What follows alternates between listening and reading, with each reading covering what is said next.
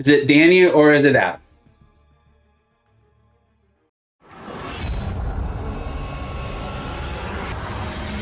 Hey, welcome back to the channel. All right, hopefully you saw my initial opening for Dani Moonstar. I did say I was going to do 5 Odin's worth. I got outrageously lucky. I highly recommend you check that out. Now, I only ended up using 3 Odins, and I was going to grind out the 6-star version. That was my intention, my plan, because I do see a lot of value in it.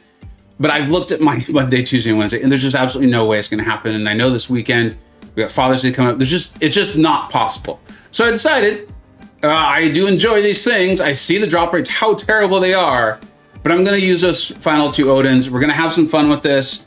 In a perfect world, yes, I somehow strike lightning twice and I awaken this Dani. But I would be genuinely very excited for the 6-star, and I'll explain and I'll talk about why. Now, I'm positive that by the time this video comes out, you will not have seen a Dani Moonstar video from me of her gameplay. I feel strongly that that's not happening because I've only been able to use her like 2 or 3 times in Battlegrounds itself. And one fight actually went quite bad. And the other one went outrageously good. And I know how much I'm gonna be able to play the game between now and these coming out. And here's the thing, and this is why this is the excitement, or why I want the 6-star still too, right? Because we all know, we can see how powerful these 7-stars are. And ultimately, if I don't get her in these 20, I'll call it a day, that's fine. Is that I didn't realize this, is that both of her kind of abilities to get rid of those cheat death mechanics are in the awakened ability. I, for some reason, thought that the whole marked for death was just in her abilities alone. I do like this. I think this is a nice thing from Kabam. Like, I like this. Like, the champions are good. An initial awakening gives you something very powerful, and then more sig levels really increase that significantly. So I'm actually a fan of how that works out. The problem is, quote unquote, it's not really a problem. I'm happy. But the reason why I would like the 6-star is with the way 6-star awakening gems are and crystals and all that stuff, and then also sig stones, I can awaken her, no problem. Get her ranked up probably to 4. No, not real problem, and I would do that. Also, Adam Warlock, that's the other thing, but we'll talk about that next. So I would love to be able to use her in Battlegrounds. Now, the 7-star is so powerful that maybe the time difference I would save because I'm using the 7-star actually wouldn't matter. I'm not sure. I'd want to test that out. But like I said, I'm doing this for fun. Anytime you've seen one of my openings, you know, we don't do this because it makes sense or it's a good strategic move. You do this because it sounds fun. That would have been fun. Fun would have been more 6-star Spidey Supremes. So there we go. So that's the idea there. Keep an eye on Bitter Steel's channel. He has an awakened 6-star Dani Moonstone. He's doing some really cool stuff with it. And maybe I will get out a video. Now that I'm talking about this, we'll see how much I'm able to play. There goes that 7-star. Man, I would be a happy camper. I would be a happy camper if we could awaken her.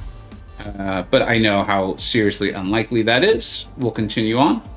And then Adam Warlock, him being in the crystal surprised me. Now I think it's interesting and it's cool that they kept with the whole concept that there's a sub feature. I assume that means they're going to continue to do that with these Paragon crystals, which I do think is nice. It's fun, right? And the champions have been so good, so consistently good for a while now, that if you do get really lucky and pull one, that's great that you're getting something for it. But he is excellent. He's phenomenal. I don't have one. I see the value. I see how good he is. It is also clear that he does want that very aggressive play sound. That can be problematic. It can be difficult to pull off. We saw that in the Vega Battlegrounds Championship just yesterday being the day before I filmed this, not the day before it comes out. But Andrew was still, I believe, able to pull off a win with him. Oh, there's my 4-star Dani. There it is. That's not the one I wanted. And it was against a Kingpin, and like his taunt fell off, right? Because Kingpin can do that. And Bitter was explaining kind of the mechanics of it all. But you could kind of see the power. I could see it. And so that's someone else who I would want. I would probably take him to rank 4 as soon as possible and then really like him. And that's something we've talked about at length too, and we'll continue to talk about, is I feel like Adam Warlock appears to, if you like him, fitting into that category that I talk of, like, they're a 6-star that's still probably going to be worth ranking, right? Ascension is supposed to be a thing. It will be coming. The 7 stars are very powerful, but it feels like a way to give your 6 stars a little bit longer life. And so he seems like someone who's powerful enough where it makes a lot of sense, where he's gonna be able to punch up, so to speak. All right, we will pop these other, and then that will be it for this video.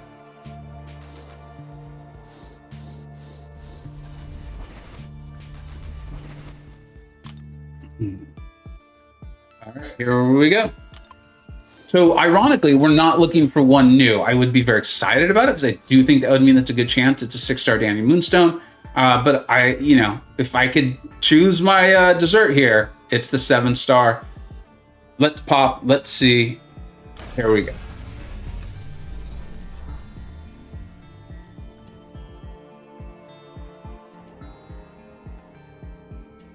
It's thinking.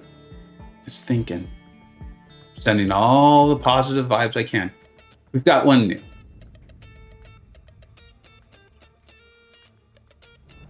I guess there's a chance it's 6-star Adam Warlock. Here we go. All right. So because the 7-star could show up anywhere, we'll do the slow reveal on all of these. 1, 2, 3, 4, 5. So we've got 6 there with Mordo. Love to see a blue border. There's a lot of 7-stars out there I don't have too. So we never know. We never know. Okay, this is a red and black border. I believe that's 8. I've already lost track. I've already lost count. So I said 7 stars. That is not a blue border. And it is not purple. Come on, purple or blue. Come on.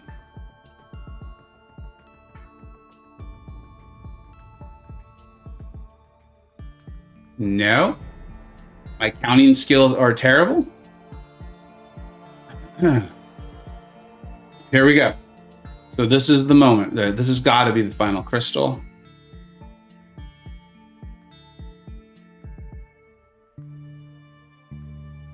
We got a blue border. Is it Danny or is it Adam?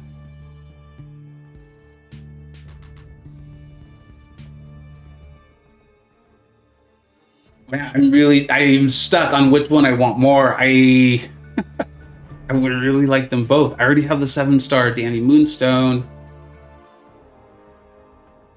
All right, here we go. Please be one of those two.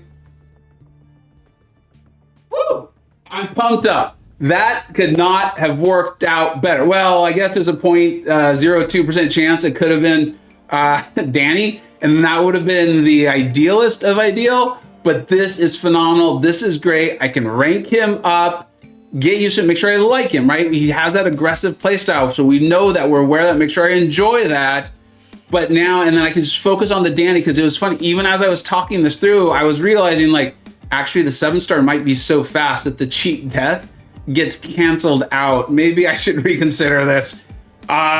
Dude. The excitement is outrageous. Like I always say, I do not encourage anyone to do this. Something I did for fun. I had set a limit. I decided I'd go ahead and go to my limit, enjoying this, taking a shot, and I am now done.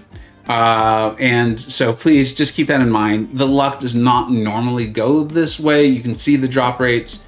And what is this? This is, I think 50 crystals in total, or 5 Odins in total. I did get them through the store, so you get an increased amount. We got the 7-star Danny Moonstone, and now the 6-star Adam Warlock. I hope your pools are going better than this. I happen to know I just opened 7-star Crystal, and it is literally the worst champion you could pull. Thank you so much for watching. Take care.